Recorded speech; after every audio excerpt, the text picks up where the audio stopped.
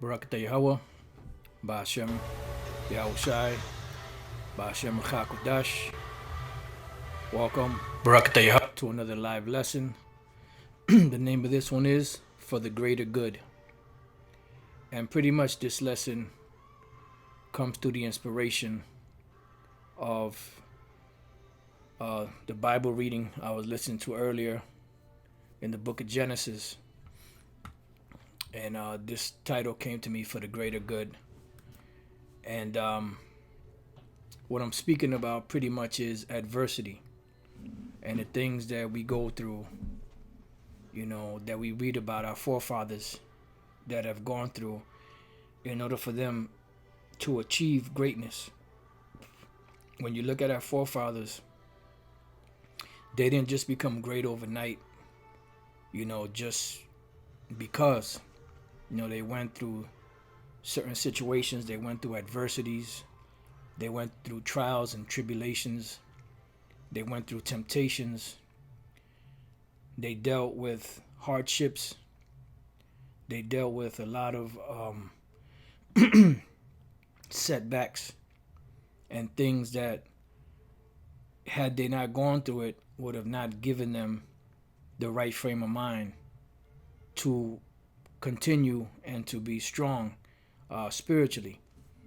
And in this society, they teach you to run away from adversity, to shun it, to not want to deal with it, to want it to go away, when we should be praying, instead of it going away, we should be praying for the Lord to give us a spirit to embrace it, endure it, and be able to deal with it.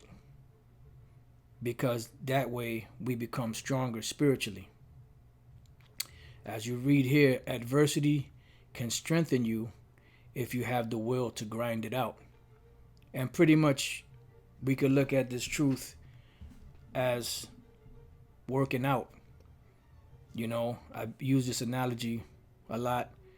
You know, when you go to the gym, if you're overweight, or if you know you don't like the way you feel, if you're feeling run down, you know, if you're feeling tired, if you're feeling weak, or whatever the case is, you know, when you go to the gym or when you are doing your workouts, you're only going to get out of it what you put into it. You know, if you have the will to do it, but not the motivation, that's still not enough. Remember, faith without works is dead. So you have to have the will plus the motivation to do it. So adversity can strengthen you if you have the will to grind it out. You can't just look at it and think you can achieve it. You have to actually physically get involved. And the Bible reading I was listening to earlier, you know, shed a lot of light. You know, I mean, which we've read before. We know, some brothers that's been dealing in this truth know about this, the history that I'm going to go through. You know, but it just showed that it didn't come easy. Nothing comes easy. If something comes too easy, a lot of time, 9 times out of 10, it's not good for you. When things are harder to achieve, there's usually a benefit attached to it. That's why it says here, adversity can strengthen you if you have the will to grind it out. And grinding it out sometimes is not easy. It's not pleasant. But check out the fruits that it yields afterwards. So now I got this, you know, as I was, you know, I had some precepts that came to mind, and I wrote some stuff down looking through the red Bible that we have, and I got some precepts out of there and other precepts that came to mind. And as I was doing my walk this morning, just before I finished the walk, or either before I started or when I finished it, a thought came into my mind, and I typed it in Google, and I found this website, which is dynamic. It says, adversity is the fuel of greatness. If there is no adversity, there is no growth. And we know that this truth is all about growth. You know, we desire the sincere milk of the word, that you may grow thereby. Because this knowledge, when you come in, we come in as babes. And what is the purpose of a babe, or how does a babe grow? It has to be nourished. And how is a babe nourished? A babe is nourished by the milk from the breast of the mother, which helps the body of the babe to grow. It helps build their organs. It helps strengthen their bones. It helps form their mind. Certain fats that the mother's milk has that helps build up the babe. That when children do not get the breast milk from the mother, and they get that the Similac and all those other foreign powdered or whatever types of formulas, they don't really grow to their full potential because they don't have the necessary fats and the necessary things to build a baby up, to make them strong, to make them intelligent and all of that. It's the same thing in the truth. Adversity is that fuel, because like a babe has to suck its mother's milk, when we first came in as babes, we had to suck the breast of the Bible, which is the milk. And after a certain period of time, we grow. We get those spiritual teeth, so to speak, and then we're able to chew meat, chew solids, so on and so forth. Well, one of the keys to this truth is adversity. It says adversity is the fuel of greatness. If there is no adversity, there is no growth. Challenges ahead. Adversity is one of the most powerful forces in life. It can bring out your best or your worst. And you brothers that's been in this for a while, you've seen it. Elder Yashwamba always says that, he's seen in this truth, he's seen the worst of people and he's seen the best of people. Because this truth will either bring out the worst or the best of you, depending on the individual that you are. Ultimately, it is up to you. How will you handle obstacles? Will they be roadblocks or springboards? Will adversity turn your focus from getter better to getting better? Or will you see adversity-laced setbacks as true gifts and growth accelerators that provide the opportunity to believe in yourself, revitalize your commitment to what you want to achieve, and reassess what you are willing to sacrifice to make it happen? And this is the thing. A lot of brothers that come into this thing are not willing to sacrifice because they've never been taught that in life. They've always been taught to run away from adversity, to run away from problems, and not handle the problems head on, get past them, and that will make you stronger. The old saying, what doesn't kill you makes you stronger, and that's true. Jake has a lot of, witty sayings, but they just can't apply them when it comes to the truth, because to some of them it is not given.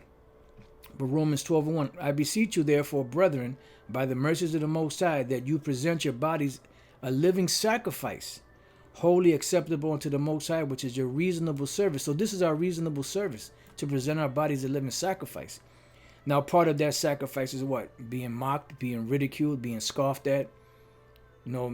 Possibility of losing your job, not being able to get a job, losing your women, losing your children, the ability of not being able to get a woman, just different scenarios that could play out.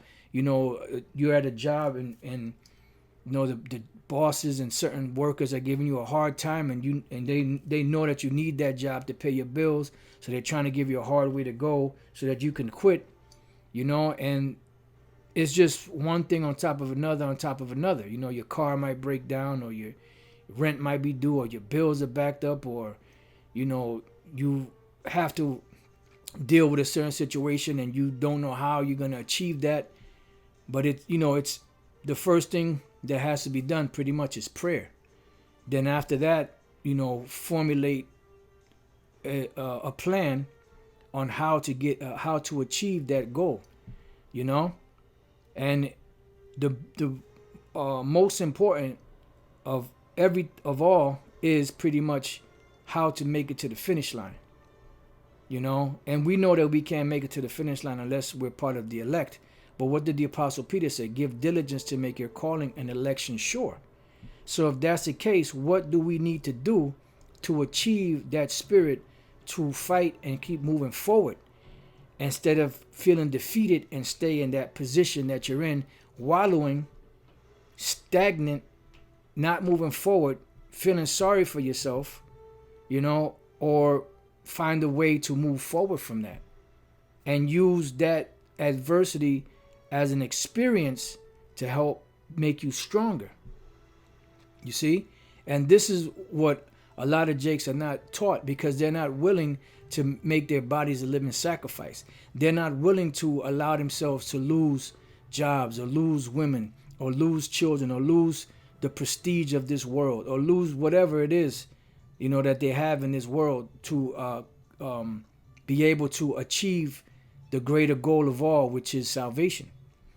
The scriptures speak about counting the cost. A part of counting the cost is, look, you coming into this thing, your mother, you might have been cool as hell with your whole family, but then once they find out you're into this, you're the devil that the Bible speaks of. That's how they're looking at you now.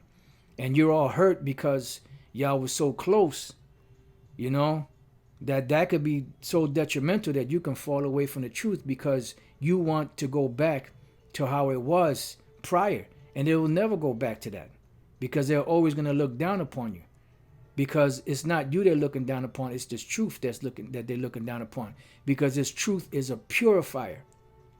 This truth is a spiritual soap. It's that fire, that purifying fire, that gets deep down into you and purges all of that nastiness out, for lack of better words. And people can see that, and they don't want that because they still have them demons in them that want them to be wicked.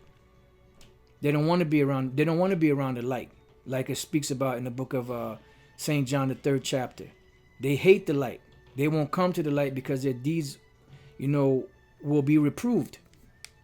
Now, you that have accepted it, embraced the adversity, embraced that thought, that idea, you have been becoming purified.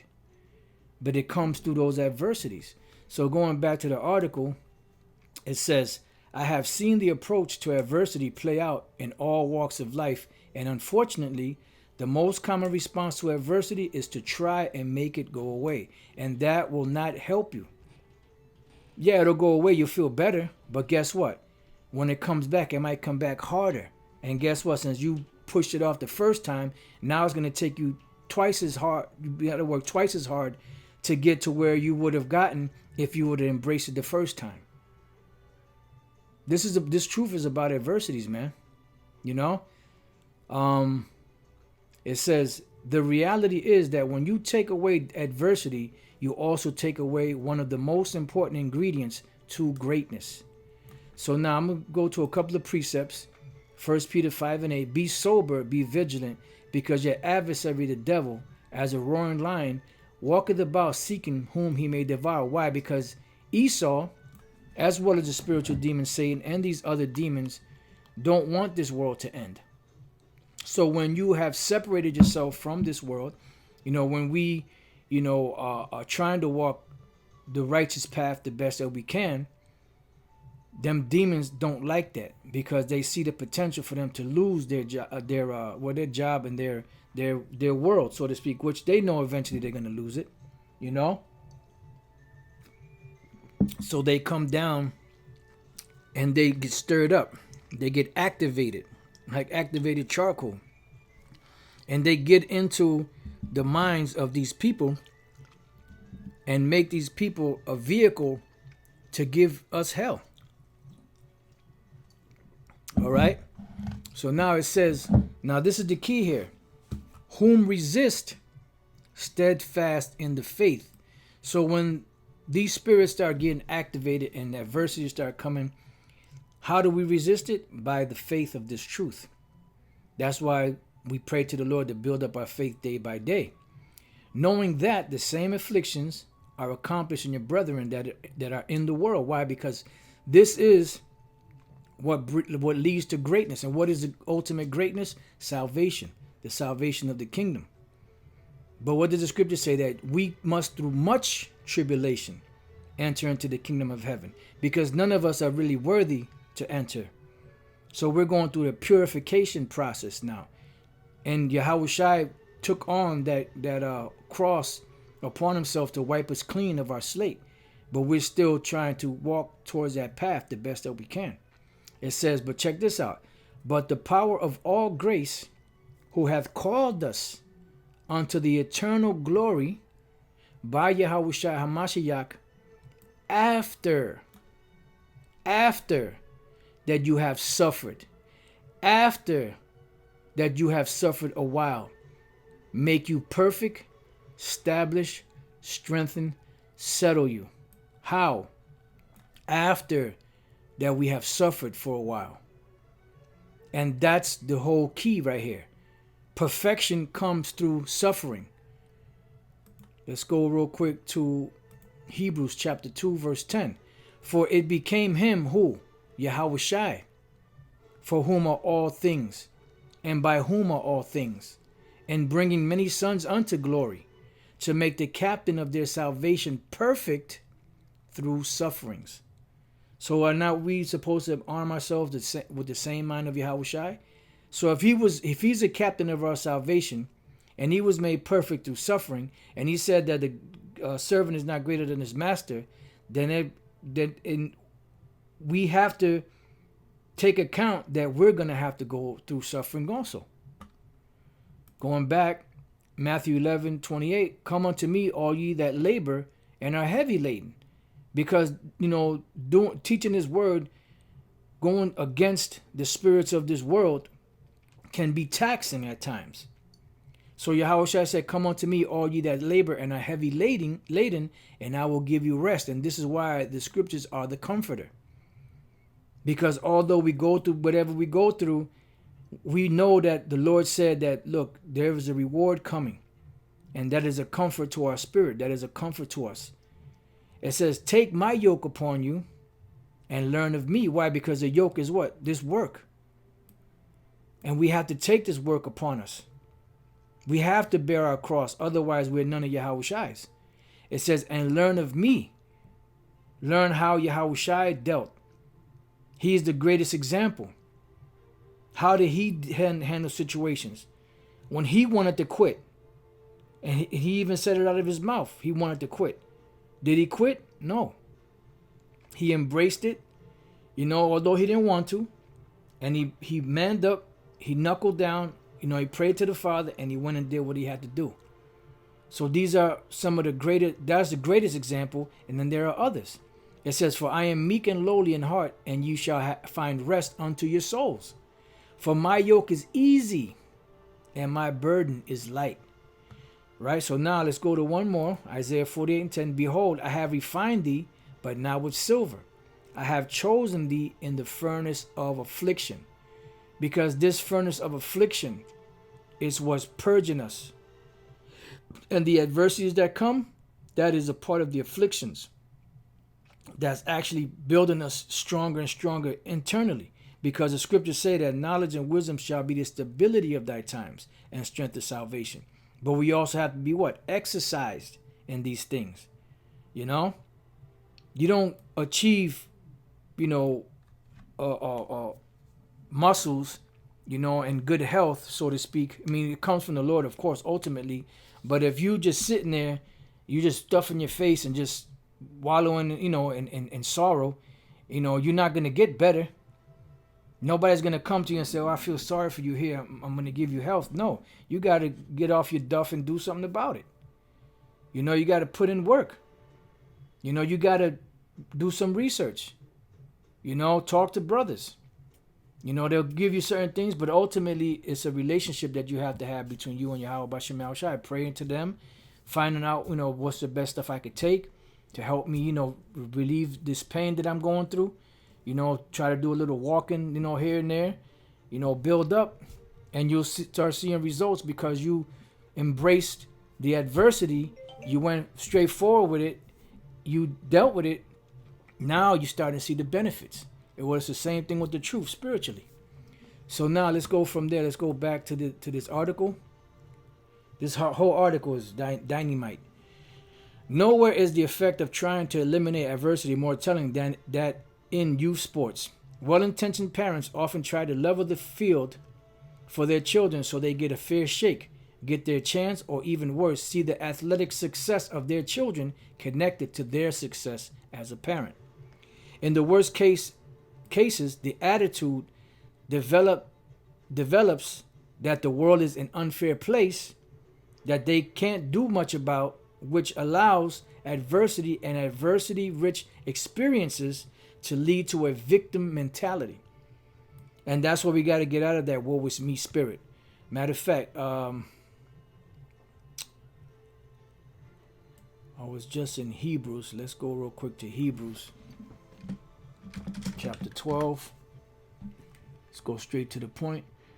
This is Hebrews 12 and 12. Wherefore lift up the hands which hang down, and the feeble knees. That's that woe is me, the victim mentality. It says, wherefore lift up the hands which hang down, and the feeble knees, and make straight paths for your feet, lest that which is lame be turned out of the way, but let it rather be healed. Right. Because we don't have the option to give up. Because we know that giving up brings what? Death. No man putting his hand to the plow and looking back is fit for the kingdom.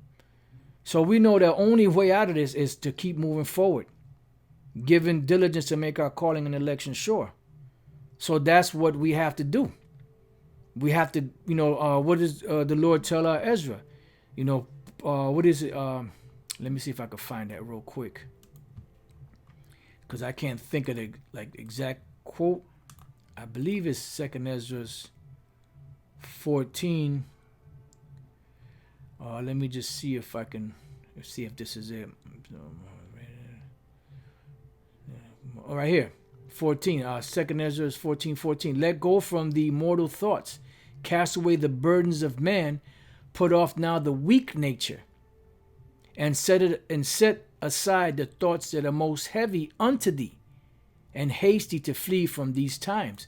Why? Because we are to cast our burdens upon Yahweh Bashem Yahweh Shai, because at the end of the day we can only do what they allow us to do. Psalms 55:22. Cast thy burden upon the Lord, and he shall sustain thee. He shall never suffer the righteous to be moved. See? Let's look up that word burden. See what that says. Burden. The word burden is Yahab. Burden. Lot. That which is given. A lot. Burden. It ain't really saying too much. It comes from the Hebrew word Yahab. To give, provide, ascribe, come. Let's just look up in the common dictionary, see what it says. Burden, a load, typically a heavy one. Yeah, so cast our load upon the Lord. In other words, our adversities, our tribulations, the thoughts that are most heavy unto us, put them on the Lord's shoulders, because he can carry them better than we can. All right, so going back, it says, when adversity is avoided or kept from us, it prevents the rich roots of character. And that's the point. Because this truth and the adversities of this truth lead to character building. You look at yourself how you were back then, and now you see a night and day. But more importantly, somebody else that knew you from then and now, they see a drastic change. See, we don't really see it that much because we're around ourselves. We have to live with ourselves, But somebody else that hasn't seen us for a while, they say, man, you've changed, man. And that's why the scriptures speak about, your friends want to try to get you to do the same stuff you did back in the past, and you ain't with that. And they looking at you like, what the hell's wrong with this guy? This guy's a square, man. This guy, man, what happened, man? You got old. No, I got wiser through the spirit and power of Yahweh Bashem Yahweh Shai. Rich roots of character, learning, resilience, creativity, and conviction to germinate. Adversity plays a vital role in growth and greatness. And all of this, the precepts and this article that's coming to this is going to all make sense once we go to this story. I'm going to try to read as much of it as I can,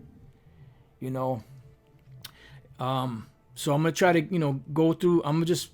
I didn't get a chance to post this in the description box. So what I'm going to do right now, I'm going to post it here so you brothers can get to it And you get to it whenever you're ready. When you get a chance, if you want to read it more thoroughly. It says adversity plays a vital role in growth and greatness. In simple terms, no adversity, no growth. Instead of avoiding adversity, we need to hug it. It is a fuel for greatness. You don't have to like it. The scriptures say that no chastening for the present is joyous. Let's get that. I believe yep. Let me see. Hebrews 12:11. Now no chastening for the present seemeth to be joyous, but grievous. So what this person is writing is scriptural. Because the adversity and the chastening is grievous. That's where the furnace of affliction comes from. It burns. You want it to stop. It says, nevertheless, afterward, after what? After you go through after we go through the chastening and deal with the afflictions and the burden, it says, it yieldeth the peaceable fruit of righteousness unto them which are exercised thereby. Not unto those which avoid it, unto those that are exercised thereby. The word exercised, gymnazo, where you get the word gymnos, which is naked. It says to exercise naked in a palestra or school or athletics, to exercise vigorously in any way, either the body or the mind. And we're talking about being chiseled, stay chiseled, like that song with Large Professor and Nas.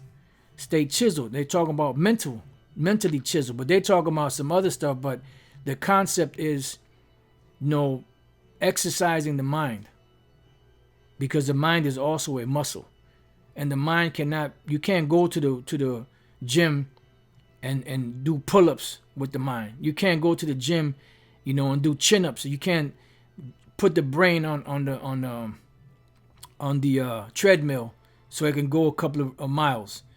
You can't do work out the biceps and the triceps, on the mind. But you could do all those things mentally, by studying, reading, doing certain things, playing out certain scenarios in your mind. If somebody asked me this question, what would I say? Where would I go to? What scripture would I actually get? How could I, But ultimately, the Lord said that he's going to give us those things. We don't have to worry about when the time comes. But these are just exercises you could do for the mind, as well as other stuff, So now let's go back. Let's read that again, because this is very important here. It says, now no chastening for the present seemeth to be joyous, but grievous. Nevertheless, afterward, it yieldeth the peaceable fruit of righteousness unto them which are exercised thereby, not unto them which avoid it.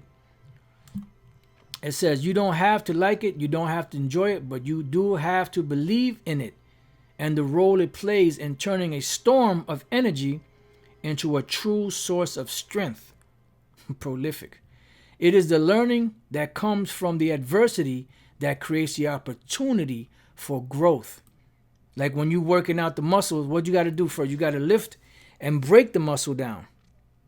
And then once the muscle is broken down and you give it the right nutrients, that muscle is built back up, stronger and bigger.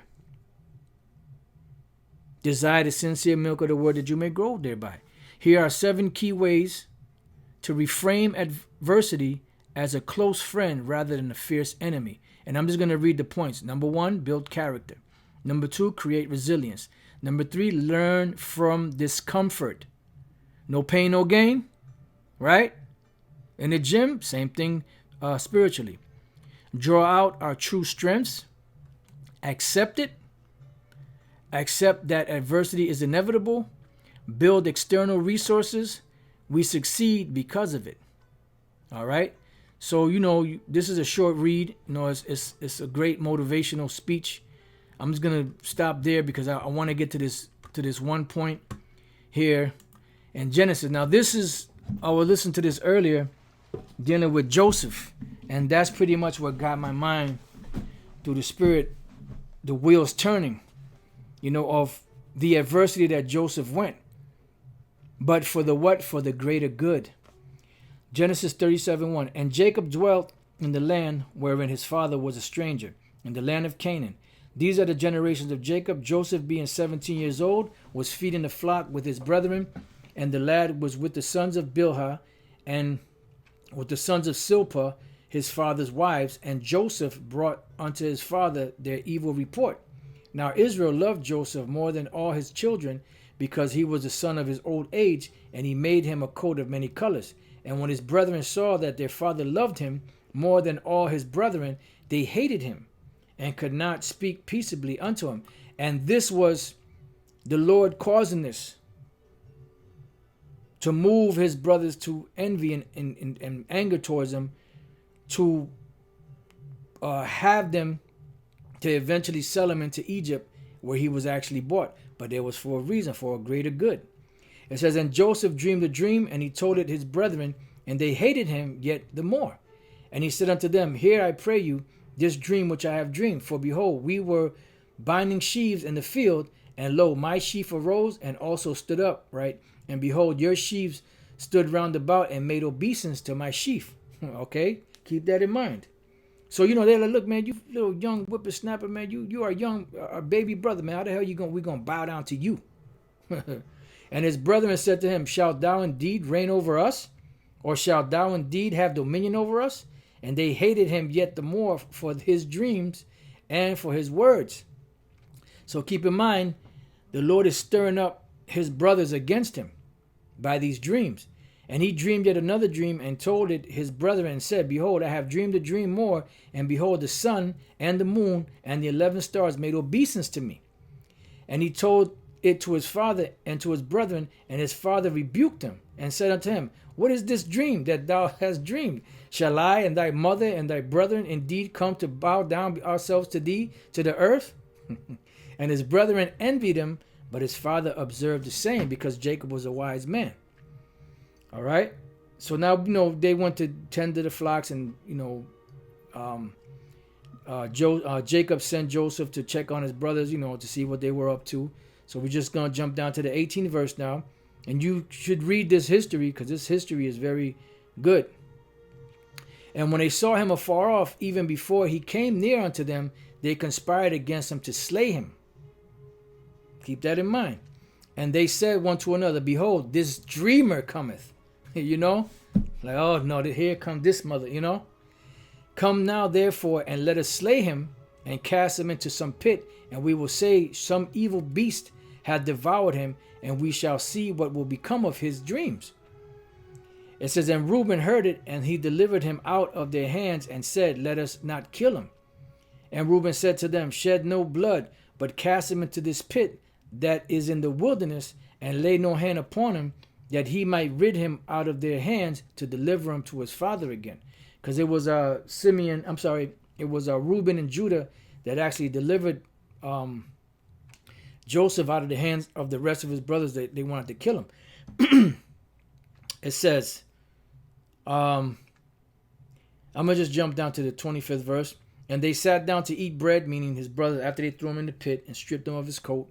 And they lifted up their eyes and looked, and behold, a company of Ishmaelites came to Gilead from their camels, with their camels bearing spicery and balm and myrrh, going to carry it down to Egypt.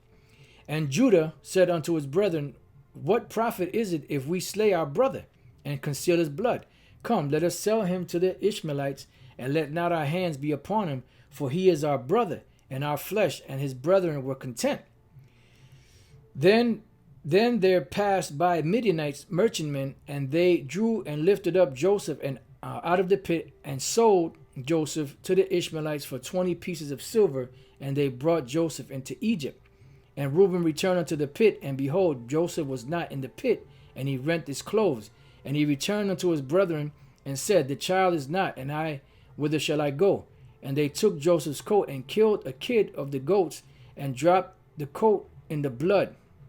And they sent the coat of many colors, and they brought it to their father, and said, we have found, this have we found, know now whether it be thy son's coat or no. So, pretty much Jacob mourned, And here goes, let's read this part here. And the Midianites sold him into Egypt unto Potiphar, an officer of Pharaoh's and captain of the guard. So here it is. You could imagine this 17-year-old boy, young man, going through these adversities, wondering what the hell is going on, but it was all for the greater good. Now let's jump to the 39th verse. And Joseph was brought down to Egypt, and Potiphar, an officer of Pharaoh, captain of the guard, an Egyptian, bought him of the hands of the Ishmaelites, which had brought him down thither. And the Lord was with Joseph, and he was a prosperous man. See? Because remember, he had those dreams that his brother, his father, his mother, and them, they were going to bow to him. It says, and he was in the house of his master, the Egyptian, and his master saw that the Lord was with him, and that the Lord made all that he did to prosper in his hand. And Joseph found grace in his sight, and he served him, and he made him overseer over his house and all that he had put into his hand. So pretty much after Joseph went through what he went through, he got sold into slavery. He's a servant to this Egyptian. I believe he was a priest, if I'm not mistaken, and he saw how Joseph prospered, so he set him up over to be like an overseer over his realm, right? It says, and it came to pass from the time that he had made him overseer in his house and over all that he had, that the Lord blessed the Egyptian's house for Joseph's sake. And the blessing of the Lord was upon all that he had in the house and in the field. And he left all that he had in Joseph's hand, and he knew not aught that he had save the bread which he did eat. And Joseph was a goodly person and well favored. So now his wife, the Egyptian's wife, saw Joseph, and she was trying to get him to lay with her.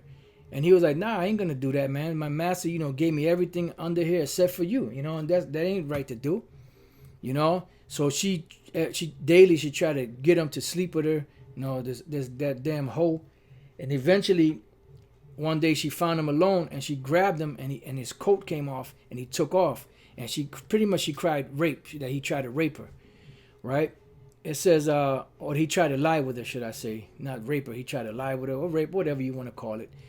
Genesis 39:19, and it came to pass when his master heard the words of his wife, which he spake unto him, saying, after this manner did thy servant to me, that his wrath was kindled. And Joseph's master took him and put him into the prison, a place where the king's prisoners were bound, and he was there in the prison. So now keep in mind, he's going from adversity to adversity to adversity, and he didn't do anything wrong to receive these things. Keep that in mind, because he didn't do anything wrong to receive those things. But the Lord was with Joseph and showed him mercy and gave him favor in the sight of the keeper of the prison. And the keeper of the prison committed to Joseph's hand all the prisoners that were in the prison. So even in the prison, he was put into a position, because the Most High kept having him find favor. And whatsoever they did there, he was a doer of it. See, the keepers of the prison looked not to anything that was under his hand, because the Lord was with him. And that which he did, the Lord made it to prosper. So remember, he's going through the ranks. He's going through the ringer. He's going through adversity after adversity after adversity of something that he shouldn't have gone through, because he didn't do anything wrong. But now let's go from there. Let's go to Ecclesiastes chapter 7 and verse 15. It says, all things have I seen in the days of my vanity. There is a just man that perisheth in his righteousness, meaning he dies, and there is a wicked man that prolongeth his life in his wickedness. Now let me jump to the 18th verse. It is good that thou shouldest take hold of this, yea, also from this withdraw not thine hand. For he that feareth the Most High shall come forth of them all. All right? So there is a righteous man or just man that perisheth in his righteousness. And people think because that man perished in his righteousness that he was wicked. Isaiah 57:1, the righteous perisheth, and no man layeth it to heart. And merciful men are taken away, none considering that the righteous is taken away from the evil to come. See?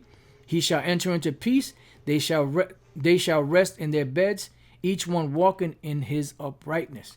Now let's go to Ecclesiastes again, the 8th chapter, And the 12th verse, it says, though a sinner do evil 100 times, and his days be prolonged, yet surely I know that it shall be well with them that fear the Most High, which fear before him. Why? Because although the righteous are going through things that the wicked should be going through, eventually the Lord is going to deliver the righteous, and they're going to receive a reward.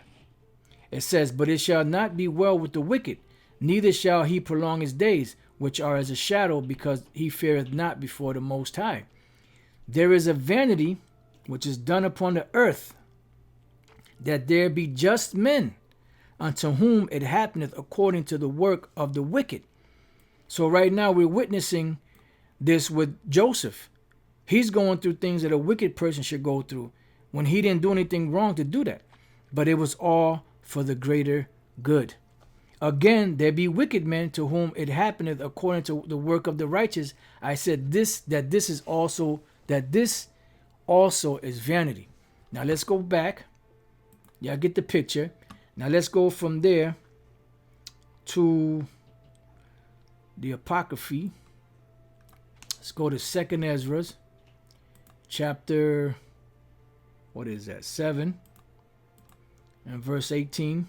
These are just some precepts. Nevertheless, the righteous shall suffer straight things, see, and hope for wide. For they that have done wickedly have suffered the straight things, and yet shall not see the wide. But the righteous that suffered straight things, they're going to hope for the wide, and if they're part of the elect, they're going to get it. All right? Now let's go from there to back to Hebrews. Do I still got Hebrews 12? Yep. 5 through 8. It says, and ye have forgotten the exhortation which speaketh unto you as unto children. My son, despise not thou the chastening of the Lord, nor faint when thou art rebuked of him. For whom the Lord loveth, he chasteneth, and scourgeth every son whom he receiveth. If you endure chastening, the Most High dealeth with you as with sons. For what son is he whom the Father chasteneth not? But if you be without chastisement, whereof all are partakers, then are you bastards and not sons. So there is a path into this thing, a rite of passage. And that rite of passage comes through what? It comes through adversity and suffering. I'm just going to jump down to this point. You can read the rest. Now no chastening for the present seemeth to be joyous, but grievous. Nevertheless, afterward it yielded the peaceable fruit of righteousness unto them which are exercised thereby. And we're seeing that happening with Joseph. Now, what we're going to do, I'm going to skip that because I had a couple of other precepts, but we're going to just go straight back to Genesis. Let's go to the 45th chapter so you can get the moral of the whole story, that adversity is the fuel of greatness. All right. Genesis 45:1. Then Joseph could not refrain himself before all them that stood by him, because he put them through hell pretty much. Accused them of being spies, said that they were thieves. You know, he accused them of coming to spy out the land, you know. But he was doing that. He didn't want to do it, but he was doing that to mess with them, you know. And eventually he made himself known to them because he couldn't hold it back anymore. So he said, and he cried, cause every man to go out from me. And there stood no man with him, while Joseph made himself known unto his brethren. And he wept aloud, and the Egyptians in the house of Pharaoh heard. And Joseph said unto his brethren, I am Joseph. Doth my father yet live? And his brethren could not answer him, for they were troubled at his presence. They were like, oh, now, you know, they knew what they had done, but they were just, and they were even saying that when he was treating them hard. He said, yeah, this is coming upon us because we sold our brother into slavery, you know, blah, blah, blah, this, that, the other. So now when he told them that he's Joseph, they were like perplexed. And Joseph said unto his brethren, come near to me, I pray you. And they came near, and he said, I am Joseph, your brother, whom ye sold into Egypt. Now therefore be not grieved, nor angry with yourselves, that you sold me hither. For the Most High did send me before you to preserve life. So all the hell and adversities that Joseph went through, he embraced them because it was for the greater good. Because the Most High caused all that to happen so that he can receive favor in Egypt and get in a high position, so that when this great famine came, his peoples, his father and his brothers, could be taken care of and their families. So that was for the greater good. So the adversities we going through is for the greater good of what? Of salvation, to get into the kingdom of heaven. See, it says, for these 2 years hath the famine been in the land, and yet there are 5 years in the which there shall neither be earing nor harvest. So the Lord set up Joseph as a hedge to Jacob and the rest of the Israelites back then. But he had to go what? He had to go pretty much through hell. He was thrown into prison. Then there were the baker and the butler came in there, and they both had dreams, and he told them their dreams. And one of them, the butler, was actually restored back to his office, and the baker was hung, and the butler forgot all about him until Pharaoh had the dream of the two dreams of the 7 kind. One was 7 were fat, and the other 7 were ill-favored, and there's ill-favored ones and skinny ones. They ate the fat ones, but they didn't get fat, and he broke it down that was going to be 7 years of plenty and 7 years of famine. So when the butler remembered, he told Pharaoh, and they brought Joseph out of the prison, and Joseph was set into a high position after that. But he had to go through all of those obstacles and all those adversities before he got there, because the Lord was putting him through that for the greater good. So he's explaining to his brothers not to be grievous or angry at yourselves that you sold me hither, for the Most High did send me before you to preserve life. There was a greater purpose for that. For these 2 years hath the famine been in the land, and yet there are 5 years in the which there shall neither be earing nor harvest. So the moral of the story is, for the greater good, embrace the hardship. Adversity is the fuel of greatness. If there is no adversity, there is no growth. And it's not easy, but through the spirit and power of Yahweh Bashem El Shai, I'm going to leave you with this last precept. We can do it. Let's go to Philippians chapter 4 and verse 13. I can do all things through Yahweh Shai, which strengtheneth me. So it's Yahweh Bashem El Shai that gives us the strength to endure these things. So instead of wishing it to go away, we have to learn to embrace it and ask the Lord to give us the ability to deal with it, so that it can make us spiritually stronger. Because the times that are coming are going to be rough. The second wave, they're going to open things back up, and there's a possibility that, which I don't think they're going to let this crisis go to waste, that they're going to open things back up, and then they're going to say, well, see, we opened too soon, and this is what happened. There's 500 or 1,000 infections, and this, that, and the other, and this is what's happening, and now we have to enforce the stay at home thing. And if you don't stay at home, we're gonna throw you, arrest you, and this, that, and the other, which is gonna cause going from mild martial law to a more stricter one. So it's gonna get rough out here, but the Lord Yahweh Bashem El Shai is gonna make a way for us to get out of it. All right. So, with that, I pray that your brothers have been edified. Till the next time I say Shalom.